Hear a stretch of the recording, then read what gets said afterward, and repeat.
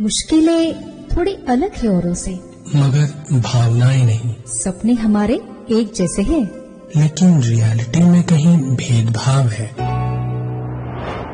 राहों में उतार चढ़ाव तो आते हैं, लेकिन हमराही हमेशा साथ निभाते हैं। रेडियो मधुबन 90.4 FM पर सुनिए कार्यक्रम हमराही। दिव्यांग साथियों की कहानी, जिंदगी का साथ निभाने की ये है खास कहानियाँ। सिर्फ रेडियो मधुबन 90.4 FM पर रविवार शाम 5 बजे सुनते रहिए, मुस्कुराते रहिए। हमराही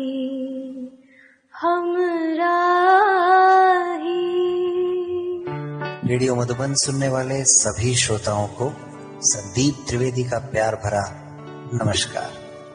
दीजिए श्रोताओं, हाजिर हूँ आज एक बार फिर वही जाना पहचाना प्रोग्राम जिसका नाम है हमराही लेकर के। ये प्रोग्राम दोस्तों आप सब जानते हैं दिव्यांग साथियों के लिए है। उनकी जिंदगी, उनकी हमराही की कहानी, समाज के साथ उनके संघर्ष की कहानी, या फिर अगर कभी ऐसा हो कि जिसे कहते हैं ना कि सब कुछ अच्छा ही अच्छा, ऐसा भी कभी सुनने को मिले हमें, तो ये सब कहानियां बताने के लिए ही रेडियो मधुबन यह प्रोग्राम लेकर के आया है। क्योंकि दोस्तों ये बहुत जरूरी है कि समाज के हर एक पहलू को, हर एक वर्ग को, समाज में होने वाली हर एक घटना को हम सब जाने। इसी के लिए आप सब के लिए प्रस्तुत है प्रोग्राम हमराही। तो आज हमारे इस प्रोग्राम में हम शामिल कर रहे हैं दिल्ली से हमारे बीच अनिल कपूर जी और उनकी धर्मपत्नी पुष्पा कपूर जी को। तो अनिल जी एवं पुष्पा जी, आप दोनों का रेडियो मधुबन के इस प्रोग्राम में हार्दिक स्वागत है। Thank you sir, thank you sir. हमें भी बहुत खुशी हुई और हम भी आपको इस बहुत जो वंडरफुल प्रोग्राम है, जिसको मैं कहूँगा बेहतरीन प्रोग्राम है, जिसको हमने सुना और भी आपके जो पुराने एपिसोड थे, तो बहुत अच्छा लगा। इसके लिए आपको हम धन्यवाद देना चाहते हैं और बहुत बहुत बधाई भी देना चाहते हैं। क्या बात है। तो दोस्तों आपने देखा कि हमारे आज के मेहमान ऑलरेडी हमराही प्रोग्राम से परिचित हैं।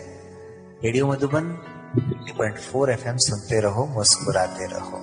जी, तो अनिल जी, हम कार्यक्रम में आगे बढ़े उससे पहले आप हमारे श्रोताओं को अपने बारे में संक्षेप में बताइए जरा। जी हाँ, मेरा नाम अनिल कपूर है और मैं दिल्ली का ही रहने वाला हूँ और मेरा बर्थ प्लेस भी दिल्ली ही है। और जो मेरी ब्लाइंडनेस की प्रॉब्लम जो है वो तो सिंस बर्थ है, जो थोड़ी कॉमन सी प्रॉब्लम होती है जिसको कहते हैं रेटिनाटाइटिस पिगमेंट। तो कई लोगों को तो लेट होता है, लेकिन मेरे को जो है वो सिंस बर्थ है।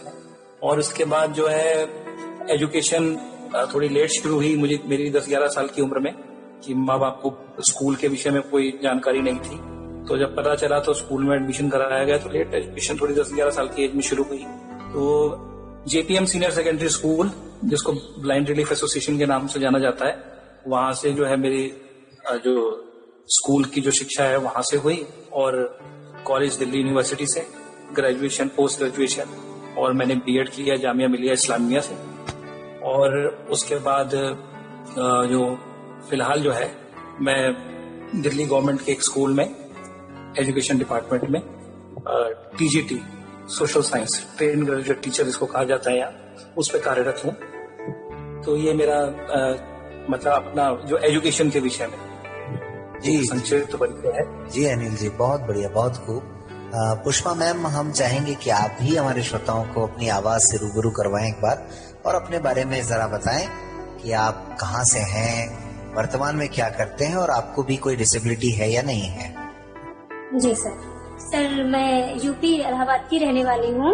जी मैम। और बाय बर्थ ब्लाइंड हूँ। ओके। और सर मेरी पढ़ाई जो है बनारस वाराणसी जीवन ज्योति स्कूल से हुई है।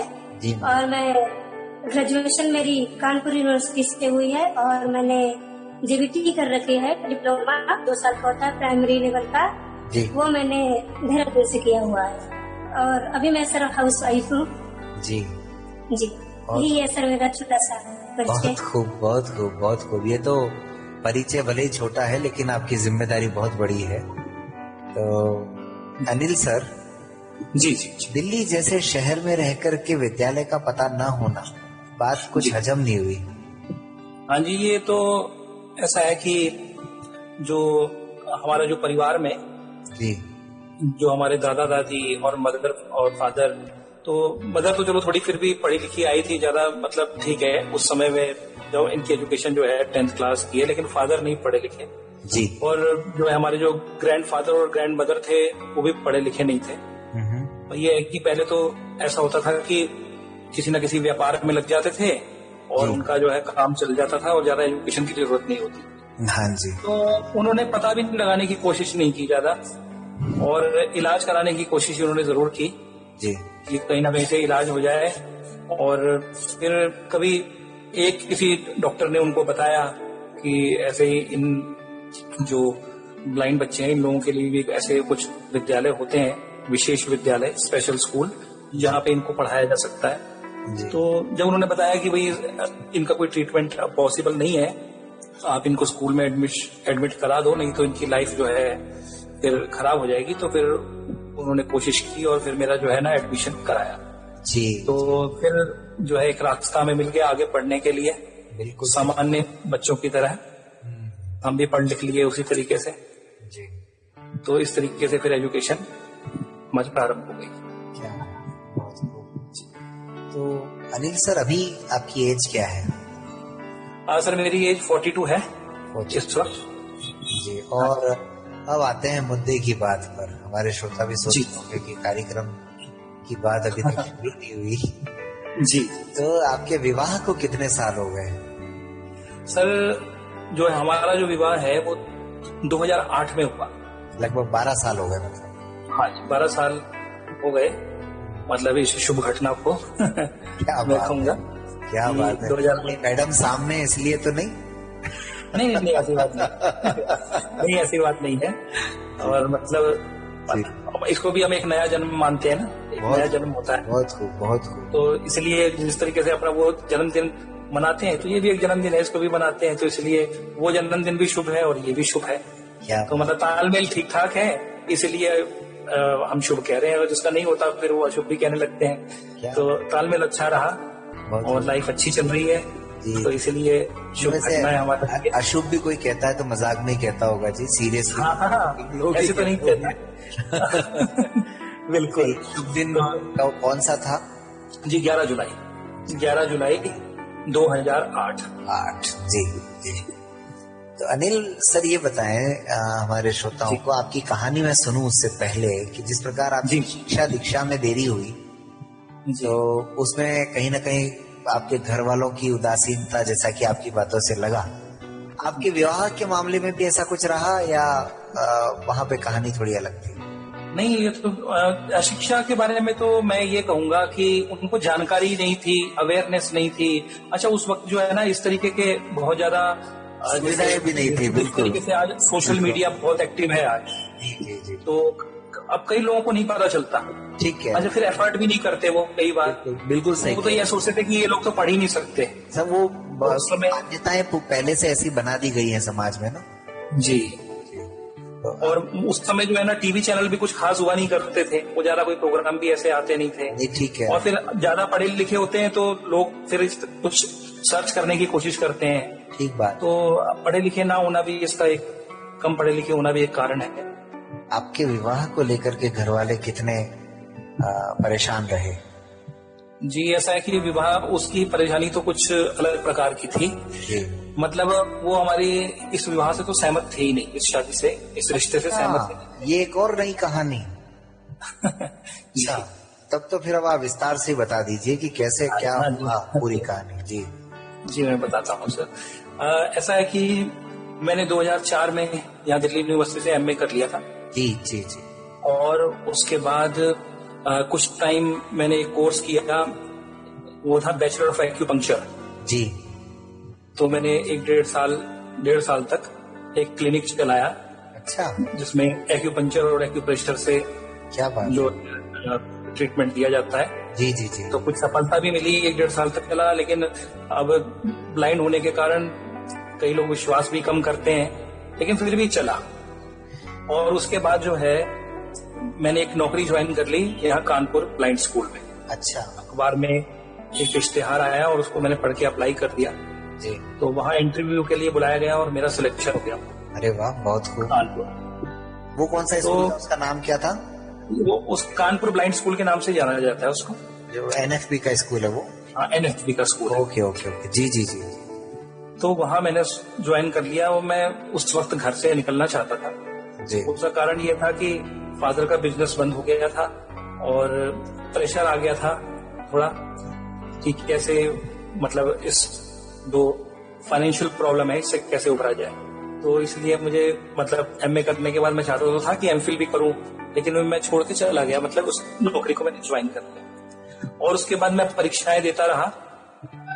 तो 2008 की ये बात है जी जी, जब मेरा सिलेक्शन हुआ। सिलेक्शन मतलब मेरे पास जो है वहाँ ऑफर लेटर आया। अच्छा।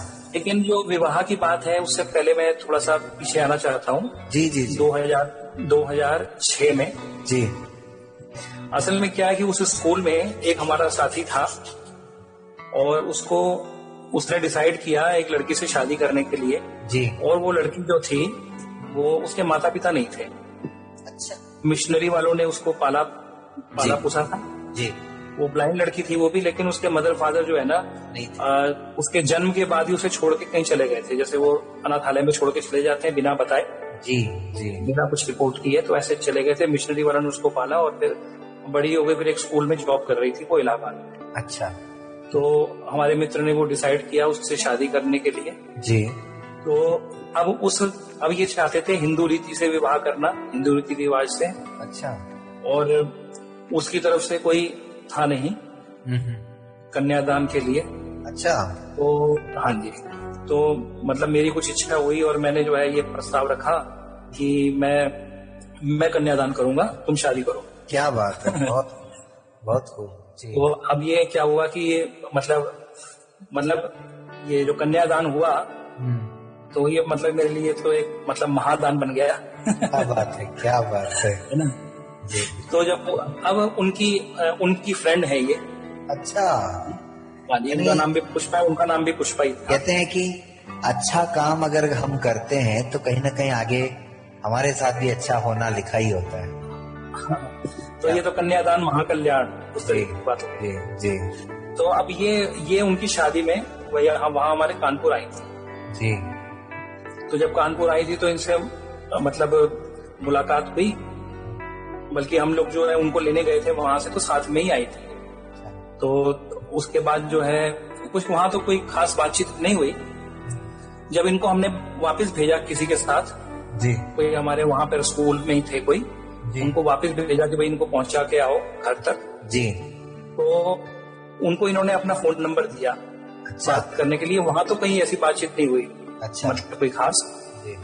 तो तब मैंने इनको कॉल किया और उसके बाद जो है हम लोग संपर्क में आए। नहीं तो वो फोन नंबर आप ही के लिए दिया था?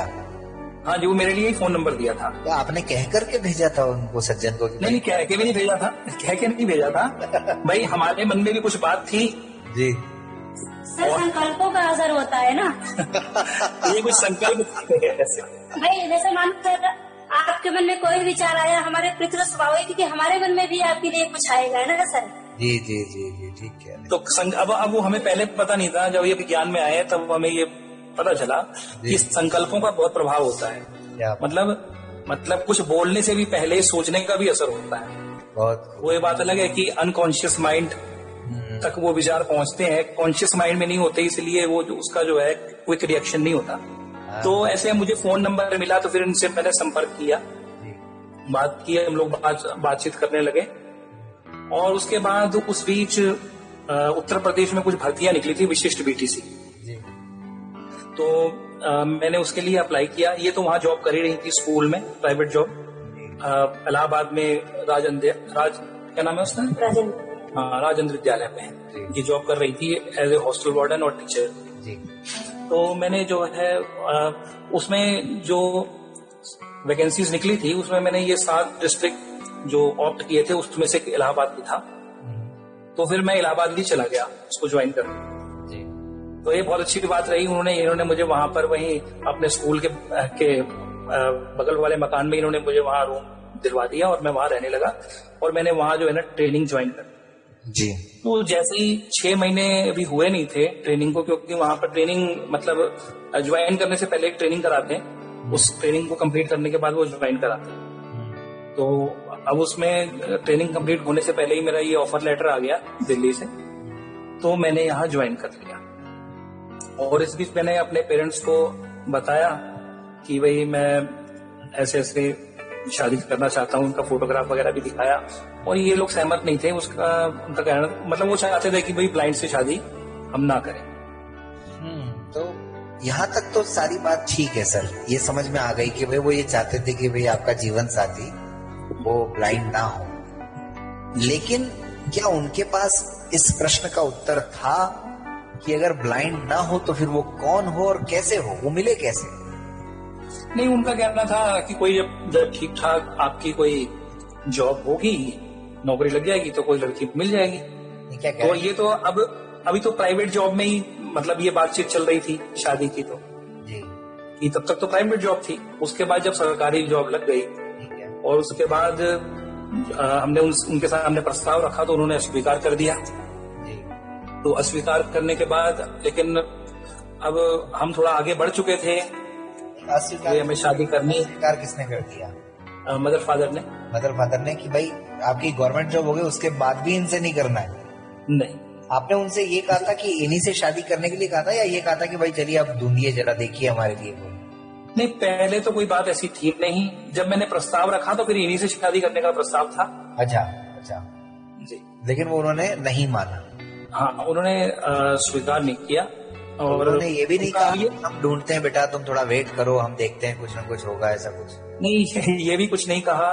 अब उनका यहाँ तो ये कहना था कि अब आपकी जॉब यहाँ दिल्ली में हो गई है, अब यहाँ वापस आ जाओ, आप कुछ ना कुछ हो जाएगा। उसके पीछे ये भी था कि अब यहाँ तक कौन आएगा दिल्ली तक। सही है, मतलब वहां जो हुआ उसे खत्म करो।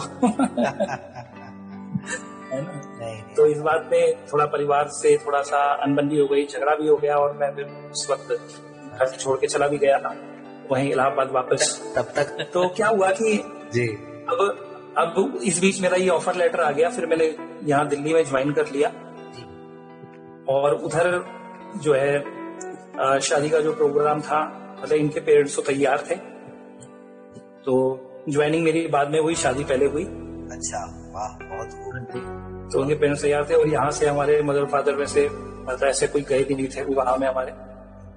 और उसके बाद कुछ हमारी उधर मौसिया थी कानपुर में, उनको बुलाया था तो वो लोग आ गए थे।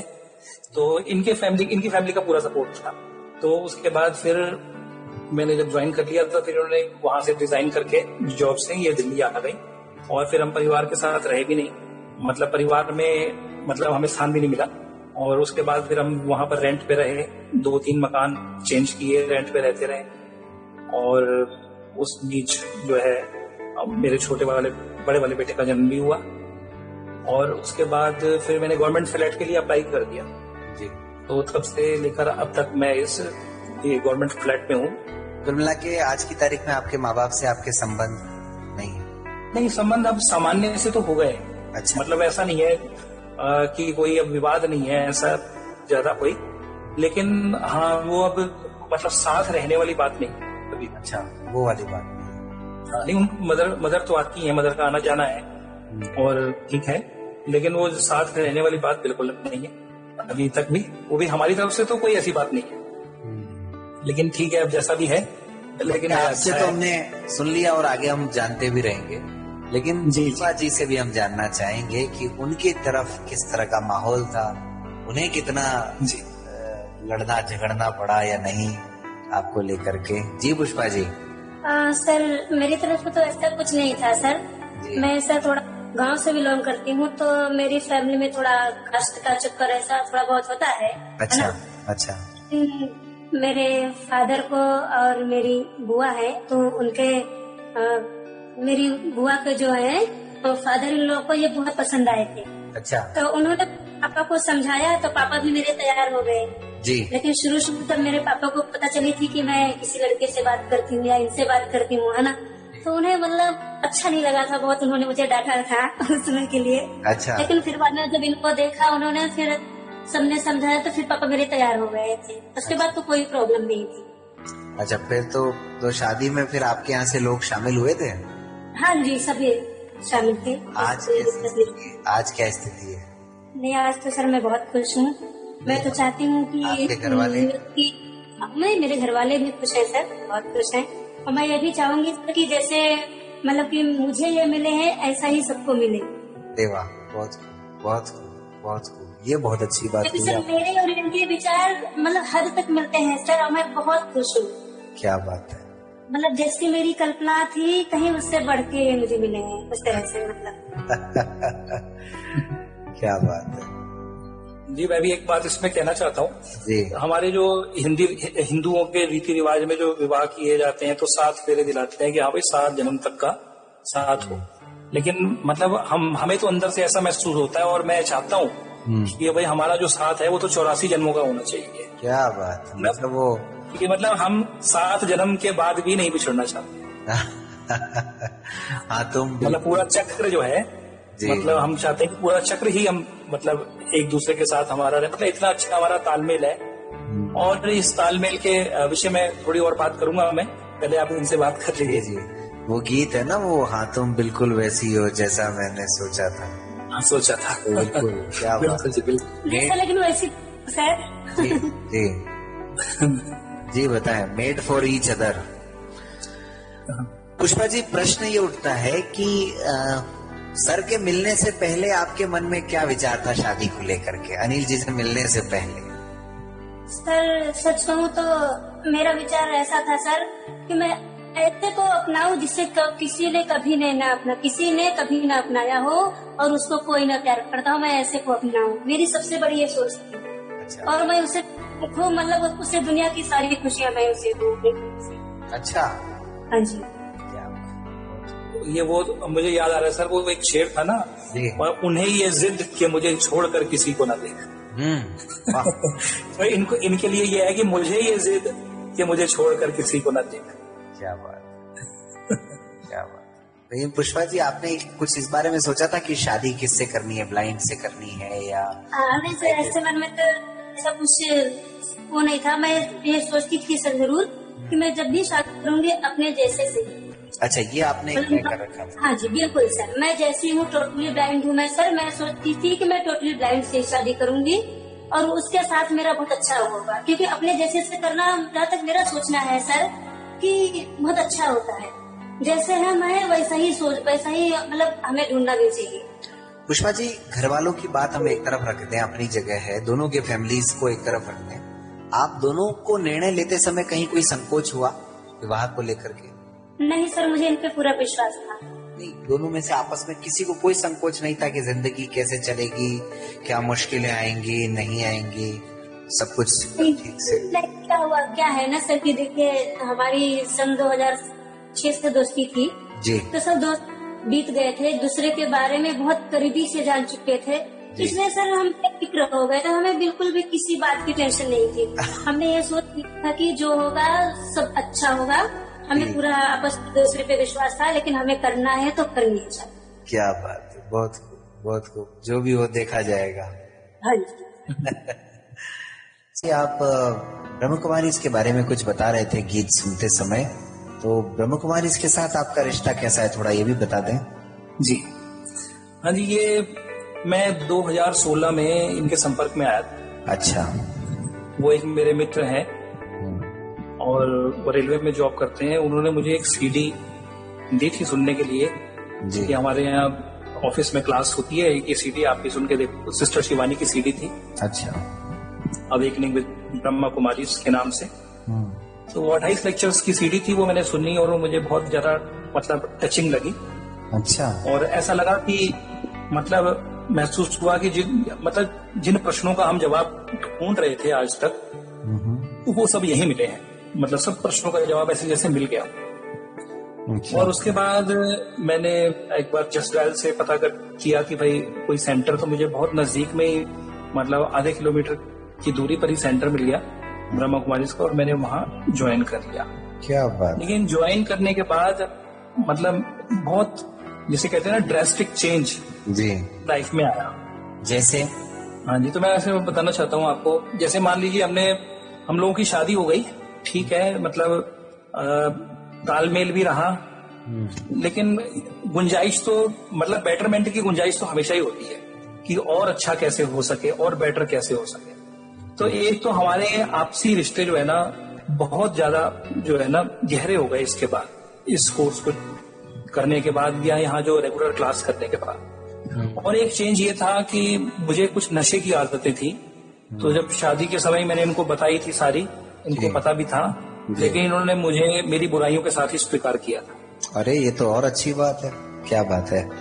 कि जैसे मेरे को सिगरेट पीने की आदत थी, तंबाकू खाने की आदत थी, गुटखा खाने की आदत, और इवन करके शराब पीने की आदत। आपको देख के लगता नहीं है ऐसा अनिल भाई? ये जो कुछ आदतें तो मेरे को स्कूल टाइम से ही लग गई जी। जैसे स्कूल में हमारे हॉस्टल्स में होता है कि भाई ठीक है, मतलब पेरेंट्स की भी नजर नहीं होती, कई बार भटक जाते हैं, तो लेकिन ये है कि इन सबके साथ साथ पढ़ाई लिखाई तो हम करते ही रहे, लेकिन ये आदतें थी मेरे अंदर। और जब कॉलेज में आए और फिर जब वहाँ कानपुर में जब जॉब करने आ गए तो फिर थोड़ा सा और मतलब जैसे कहते हैं ना एक स्वच्छंद हो गए, स्वच्छंद। हाँ, स्वच्छंद हो गए। तो वो हमारे यहाँ वहाँ जो हमारे जो स्कूल के प्रिंसिपल भी थे वो भी थोड़े इसी प्रकार के रंगीले थे, आए तो हमें यही पार्टी दी उन्होंने सबसे पहले। तो क्या ये आदत थी, मैंने इनको बताया और इन्होंने मुझे मतलब इनको उम्मीद थी कुछ कि हाँ मतलब बाद में भी ये सब चीजें जो है परिवर्तन होगा, परिवर्तन आ जाएगा। अच्छा, तो जी मैं बीच में रोक रहा हूँ आपको। जब आपने अभी सिस्टर शिवानी का नाम लिया और आपने ये भी कहा कि बहुत सारे प्रश्नों के आपको उत्तर मिल गए जी, तो दो प्रश्न हमारे जहन में आ रहे हैं, क्या उनके उत्तर मिले या आपने ढूंढने की कोशिश नहीं की? एक तो ये कि इंसान को विवाह क्यों करना चाहिए और दूसरा ये क्यों नहीं करना चाहिए?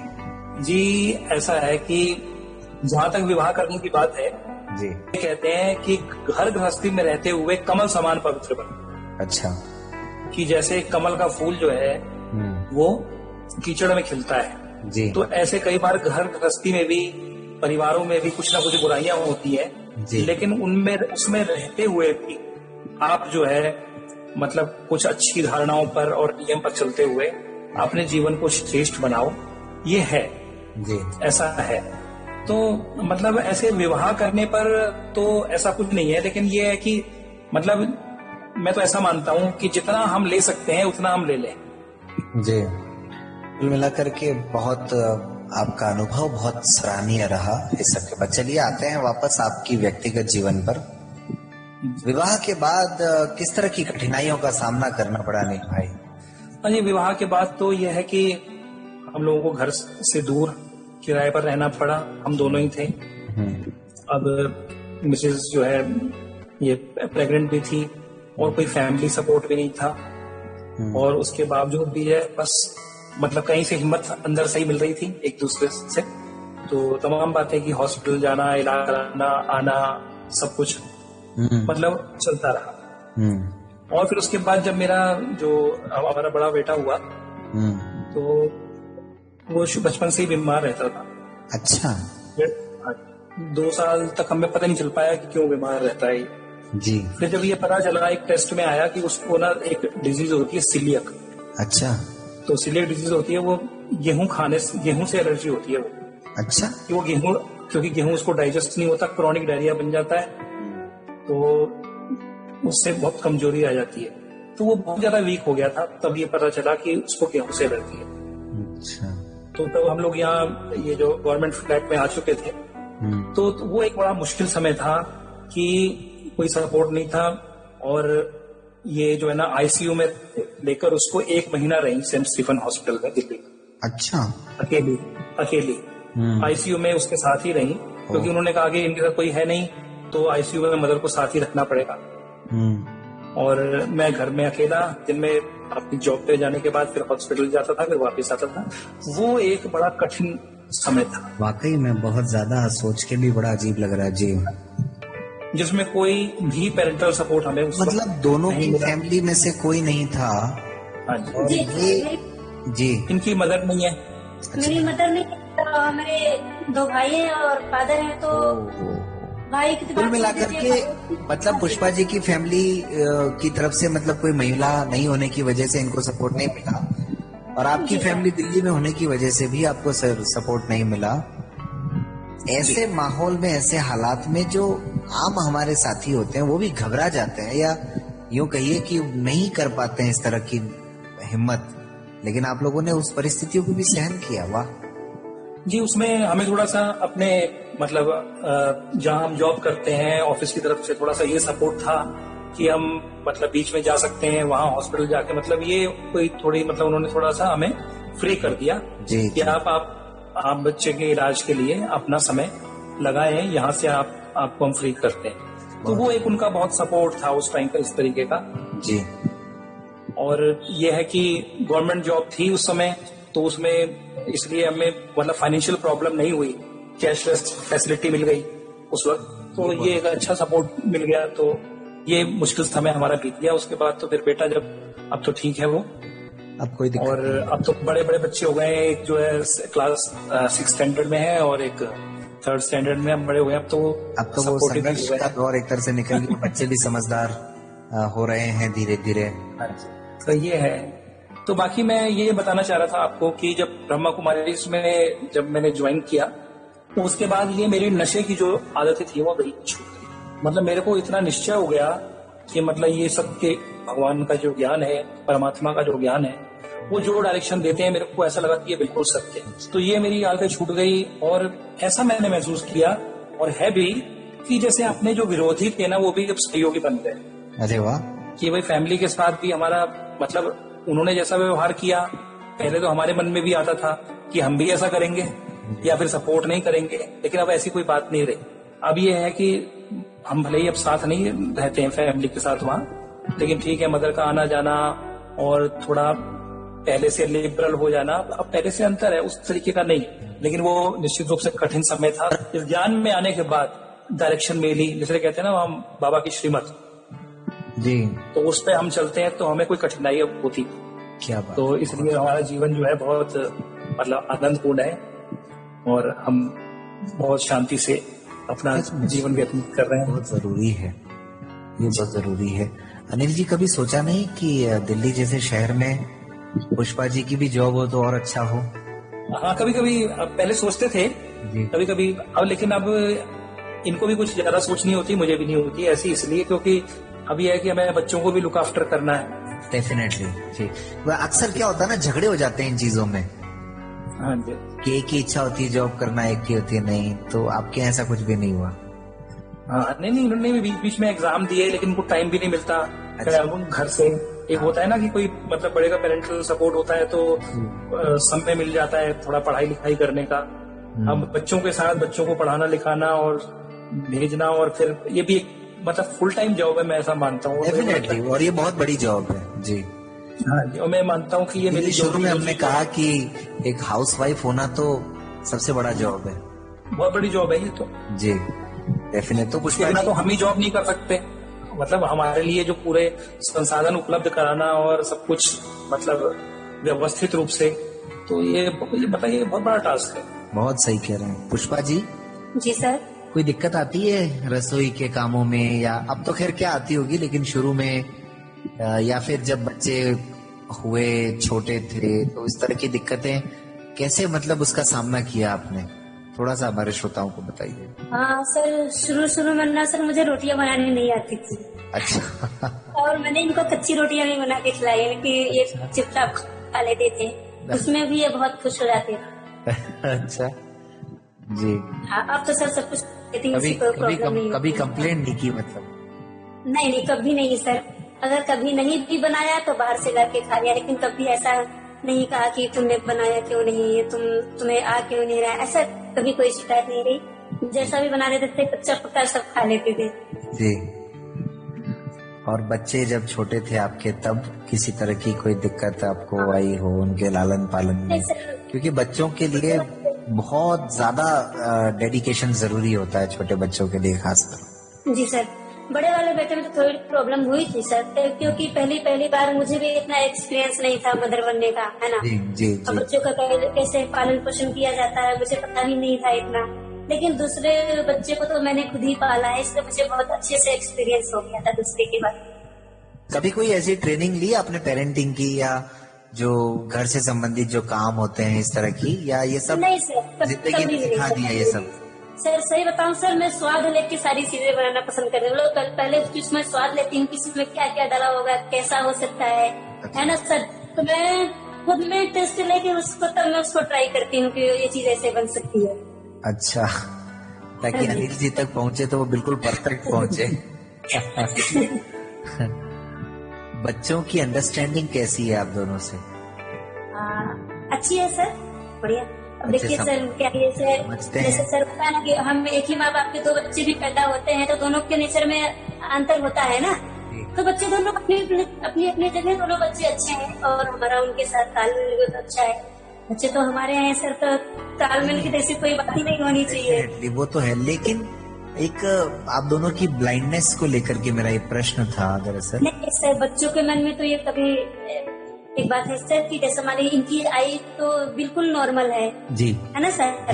जी। और मेरी आई की जो है वो उसका विकास नहीं हुआ है, सही से वो नहीं है। लेकिन बच्चों के मन में ऐसा ख्याल नहीं आया कि मम्मी की आंखें ऐसी है वैसी है, या मम्मी अच्छी नहीं है, पापा दिखने में अच्छे हैं, कभी उनके मन में सवाल नहीं है।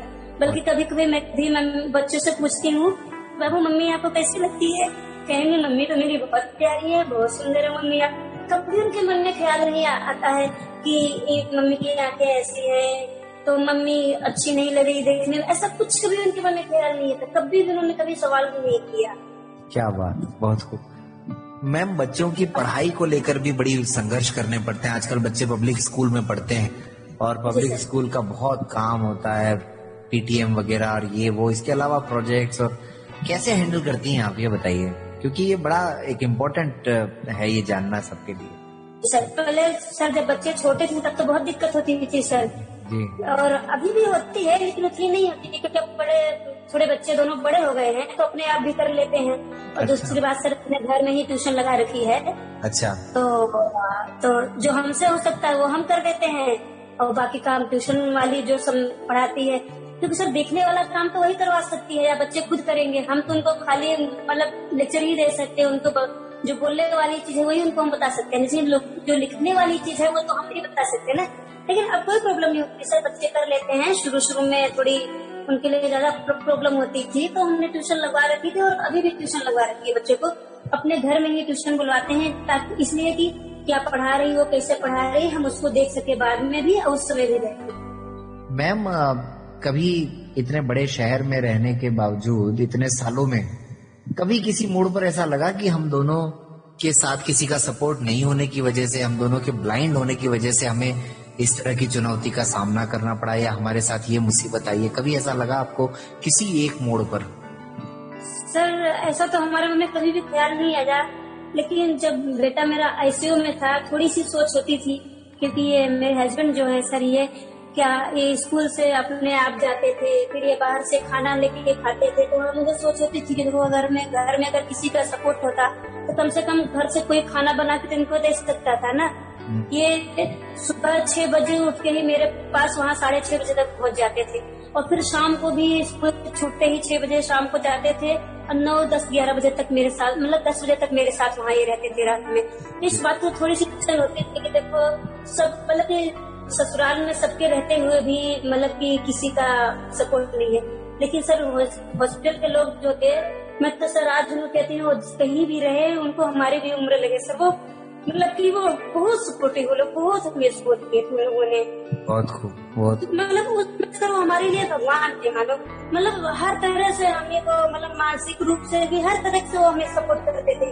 हम लोग रोते थे, हम लोग को समझाते थे, आप लोग चिंता मत करो, हम लोग आपके साथ थे, मतलब बहुत सपोर्ट करते थे लोग। बहुत ऐसा कम देखने में आता है कि हॉस्पिटल में इतना अच्छा सपोर्ट मिल जाए। अनिल सर जी, यादों के कौन से दौर में चले गए आप? जी, अब यह है कि वहाँ जब ये हॉस्पिटल में थी ना, मतलब कुछ बातें वहाँ की उस समय की याद आती है। उन्होंने कहा जी कि ऐसा है कि बच्चे के लिए ब्लड चाहिए और आप कोई डोनर अरेंज करो। अच्छा।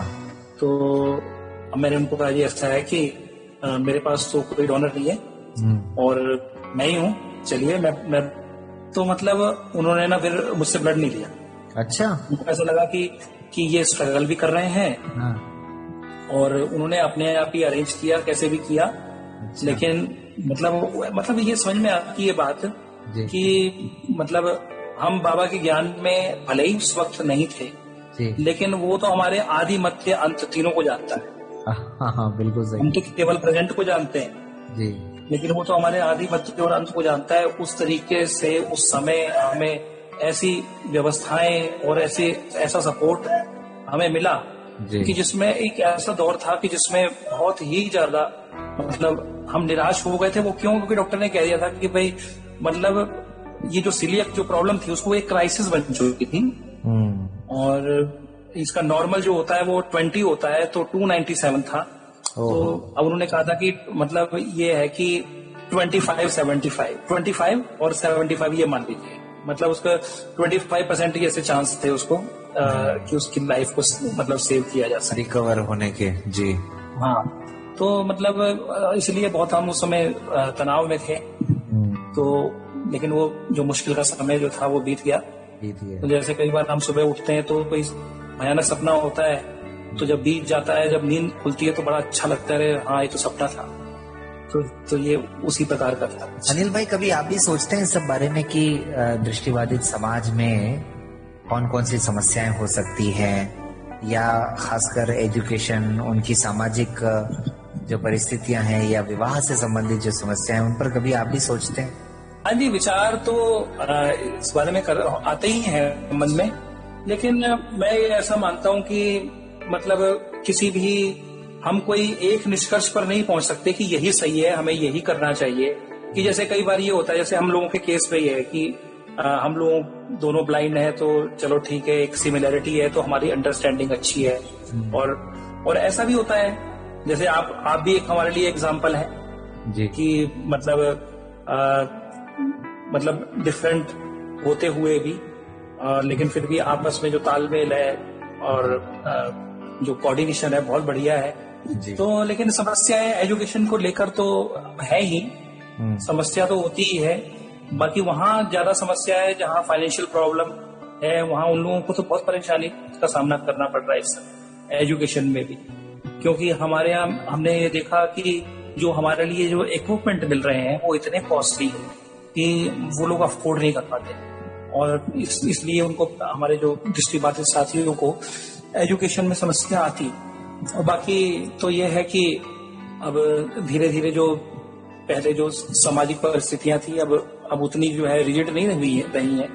धीरे धीरे इन चीजों में भी अंतर आ रहा है, परिवर्तन तो आ ही रहा है। अनिल भाई, for the best. Anil ji, एक मुझे प्रश्न का जवाब दीजिए आप, कि कई लोगों को मैंने कहते हुए सुना है या समझा है कि जो अगर दोनों माँ बाप दृष्टिबाधित हैं तो उनके बच्चों को भी कहीं ना कहीं थोड़ा बहुत कभी अपने आसपास में दूसरे बच्चों से या फिर और लोगों से कहीं थोड़ा बहुत उनको भी इस बात को महसूस कराया जाता है। तो आपने कभी ऐसा लगा, आपको कभी ऐसा लगा कि ऐसा कुछ हुआ? नहीं, हमें तो अपनी कम्युनिटी में ऐसा कुछ नहीं लगा। आपके जो यहाँ जिस कॉलोनी में आप रहते हैं जी वहाँ की बात कर रहा हूँ बच्चों के। हाँ नहीं, मैं यहाँ नहीं, हमने ऐसा महसूस नहीं किया। यहाँ एक्चुअली क्या है कि ये दिल्ली जो है, जो शहर है हमारा, बड़ा शहर है, यहाँ पर बहुत सारे ब्लाइंड लोग जो है यहाँ जॉब करते हैं। हमारी कॉलोनी में भी कई लोग हैं अच्छा, जो टीचिंग में है या और क्लरिकल जो है पोस्ट है उन पर भी काम करते हैं जी, और कई सुपरिटेंडेंट की पोस्ट पर भी हैं। अच्छा, तो मतलब इसलिए अब यहाँ पर जो है ये सामान्य स्थितियाँ काफी अच्छी हैं कुल मिलाकर के। तो क्योंकि वो मतलब उनको जो है अपना जिस तरीके का उनका मतलब लाइफस्टाइल है उसको देखते हुए जी, तो लोगों के मन में ऐसे भाव अब नहीं आते। अच्छा अनिल जी, हमारे पास आज कई लोग आते हैं अब, मतलब कि जो दृष्टिबाधित हैं उन्हें वो कहते हैं लो विजन भी हो तो चलेगा, और जो लो विजन है वो कहते हैं भाई साइटेड हो या अदर हैंडीकैप्ड हो। आप दोनों पूरी तरह से दृष्टिपातित होकर के अपने जीवन को इतने अच्छे से चला रहे हैं और जो बड़ी से बड़ी तकलीफ आई उससे भी आप बाहर आ गए, तो ऐसे साथियों को क्या कहना चाहेंगे आप? उनके लिए क्या जवाब होगा आपके पास? नहीं, मैं तो ये कहना चाहूंगा कि देखिए, हमने इस ज्ञान में आके हमें बहुत अच्छी बात ये समझ में आई कि परिस्थिति जो एक शब्द है ना, परिस्थिति का अर्थ है पराई स्थिति। अच्छा, मतलब पहले तो हम इसका भाव अर्थ मतलब संधि विच्छेद करके नहीं समझते थे इसको कि परिस्थिति है मतलब पराई स्थिति। अब हमें अगर हमारी स्वस्थिति मजबूत हो तो हम परिस्थिति पर विजय पा सकते हैं जी। तो हमें अंदर से स्ट्रांग होना चाहिए। अगर हम थोड़े से स्ट्रांग हैं और अगर हम तालमेल हम बैठाने का प्रयास करते हैं तो हम निश्चित रूप से हम इन सब चीजों से ओवरकम कर सकते हैं। समस्या तो जरूर रहेंगी, जीवन है तो समस्या तो रहेंगी, लेकिन समस्याओं का मतलब प्रभाव जो है वो कम होगा अगर थोड़ा हम अंदर से स्ट्रांग। तो हमें जरूरत इस बात की है कि थोड़ा सा स्ट्रांग हमें बनना चाहिए। और मैं तो अपने सभी साथियों को और बहुतों को भी कईयों को मैंने रेफर किया है इसके लिए कि भाई ये ब्रह्मा कुमारी का 7 डेज कोर्स वो जरूर कर। लेकिन 7 डेज कोर्स को करने के बाद मतलब ज्यादातर लोगों में ऐसा देखा गया कि बहुत परिवर्तन आ जाता है परिस्थितियों को डील करने का, उनसे ओवरकम करने का और अपने व्यवहार में सकारात्मक परिवर्तन लाने में वो सक्षम हो जाते हैं इस कोर्स को करने के बाद। तो आजकल तो ऑनलाइन भी उपलब्ध है और मैं चाहूंगा और अपील करूंगा अपने सभी साथियों से इस प्लेटफॉर्म से, रेडियो मधुबन से, कि वो इस कोर्स को अवश्य करें। बहुत मुश्किल नहीं है, बहुत आसान है और फ्री ऑफ कॉस्ट भी है, कोई खर्च भी नहीं है इसमें। आजकल तो यूट्यूब पे सब उपलब्ध है। तो मतलब ये मेरा सजेशन है। तो अनिल जी, बात करते करते समय काफी हो गया, लगभग समय पूरा हो रहा है। चलते चलते आप हमारे श्रोताओं को क्या संदेश देना चाहेंगे? मैं ये कहना चाहूंगा जी कि जीवन में जो है उतार चढ़ाव तो हमेशा आते रहेंगे जी। हमारे जीवन में भी आए, वो सबके जीवन में आते हैं जी।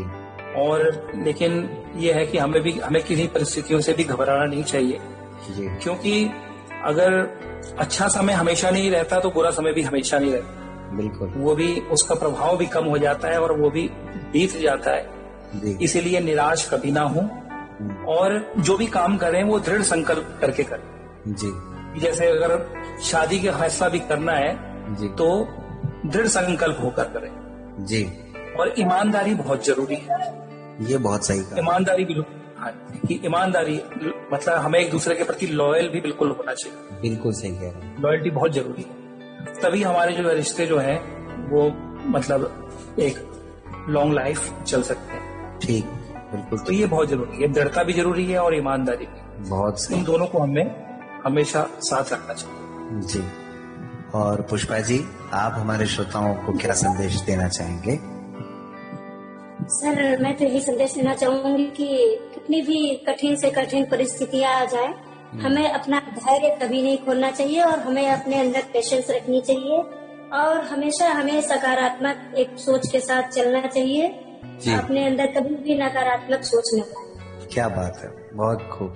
तो श्रोताओं, आज सुना आपने अनिल जी और पुष्पा जी को हमराही के इस कार्यक्रम में और देखा आपने कि कैसी भी परिस्थितियां हो, कितनी भी मुसीबतें आई हों, लेकिन हमारे आज के इन दोनों हमराहियों ने एक दूसरे का साथ कभी नहीं छोड़ा और एक दूसरे की हिम्मत हमेशा बने रहे और आगे भी अपने जीवन को पूरी सफलता के साथ वे बढ़ा रहे हैं और न सिर्फ अपने जीवन को आगे बढ़ा रहे हैं बल्कि अपने बच्चों को भी पूरी तरह से वे आगे बढ़ा रहे हैं। तो उम्मीद है श्रोताओं आप सबको आज का ये प्रोग्राम पसंद आया होगा। अपनी प्रतिक्रियाएं जरूर दें 94-14-15-14-15 पे या फिर रिकॉर्डिंग क्लब में भी आप अपनी प्रतिक्रियाएं दे सकते हैं।